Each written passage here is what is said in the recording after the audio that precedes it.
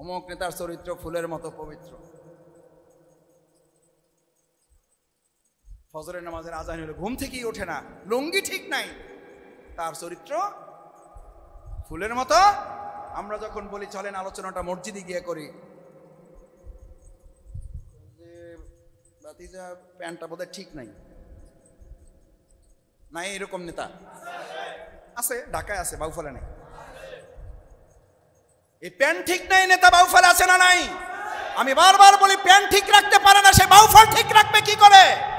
Pant পবিত্র রাখতে পারে না, সে বাউফল পবিত্র রাখবে কি করে? প্যান্টের দায়িত্ব নিতে পারে না, বাউফলের দায়িত্ব নিতে পারবে। আর সেই নেতার পিছনে আপনি জীবন দিয়ে হারাইতেছেন।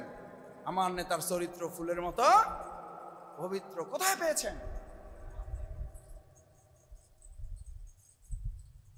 মসজিদ ইমাম, কি দুর্ভাগ্য এই মুসলমানদের, আমাদেরও দুর্ভাগ্য।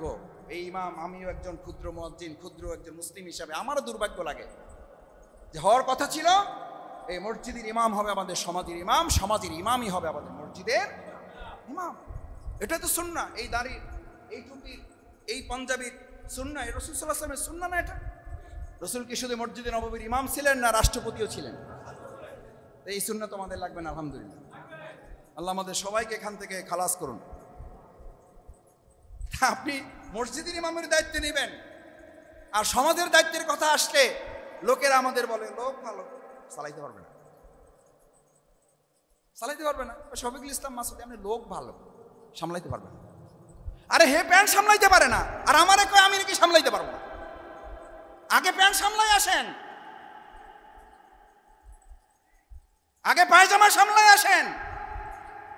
শফিকুল ইসলাম মাসুদদের মতো এই সমস্ত আলেমরা, মাদ্রাসায় পড়া ছাত্ররা, আমরা শুধু মাদ্রাসার বারান্দা চালায় আসি না, আমরা বিশ্ববিদ্যালয়ের সবচেয়ে বড় বারান্দাটা চালাইয়া তারপর এখানে এসেছি। ওখানে রাজপথের সবচেয়ে আল্লাহর পক্ষে স্লোগান দিয়ে তারপর এখানে এসেছি।